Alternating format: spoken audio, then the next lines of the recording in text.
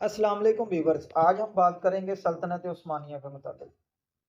عثمان غازی 1258 سے لے کر 1326 تک سلطنت عثمانیہ کے بانی اور پہلے سلطان تھے۔ وہ کائی قبیلہ کے سردار ارطغرل غازی کے بیٹے تھے۔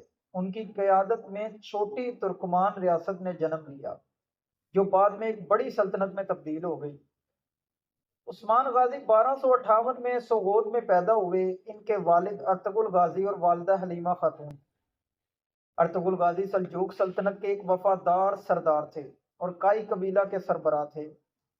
عثمان بچپن سے ہی جنگی تربیت اور قیادت کے اصول سیکھنے لگے۔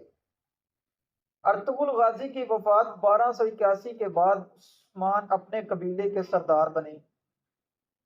اس وقت اناتولیہ موجودہ ترکی میں سلجوقی سلطنت کمزور ہو رہی تھی، جبکہ بازنطینی جو رومی تھے ان کی جو سلطنت تھی وہ بھی زوال پذیر تھی۔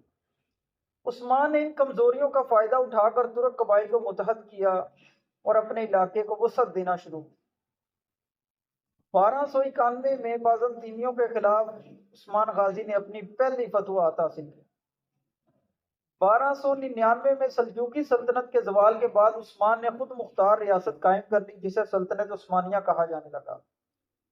عثمان نے اپنی فوج کو مضبوط کیا اور بازنطینی علاقوں پر حملے کیے۔ ان کی کچھ نمایاں فتوحات درج ذیل ہیں۔ یعنی شہر کی فتح، عثمان غازی نے اسے اپنا دارالحکومت بنایا۔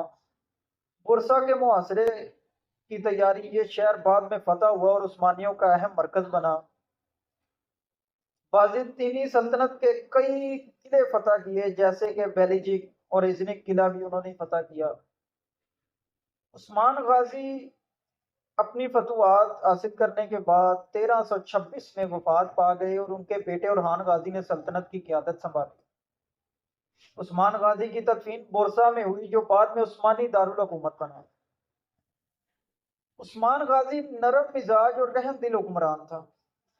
وہ انصاف پسند اور رحم دل تھا، بہادر اور جنگجو۔ انہوں نے اپنی سلطنت کی بنیاد رکھ کر اسے طاقتور بنایا۔ اسلامی اقتدار کے وہ حامی تھے۔ انہوں نے اسلام کے اصولوں کو اپنی حکومت کا بنیادی جزو بنایا۔ عثمان غازی کی قیادت میں ایک چھوٹی ترک ریاست ایک بڑی سلطنت کی بنیاد بن گئی، جو آنے والے 600 سال تک قائم رہی۔ ان کے بعد ان کے جانشینوں نے سلطنت کو مزید وسعت دی اور اسے ایک عظیم سلطنت میں تبدیل کیا۔ یہی وجہ ہے کہ عثمان غازی کو سلطنت عثمانیہ کا بانی کہا جاتا ہے، اور ان کی کہانی آج بھی تاریخ میں ایک مثال کے طور پر زندہ ہے۔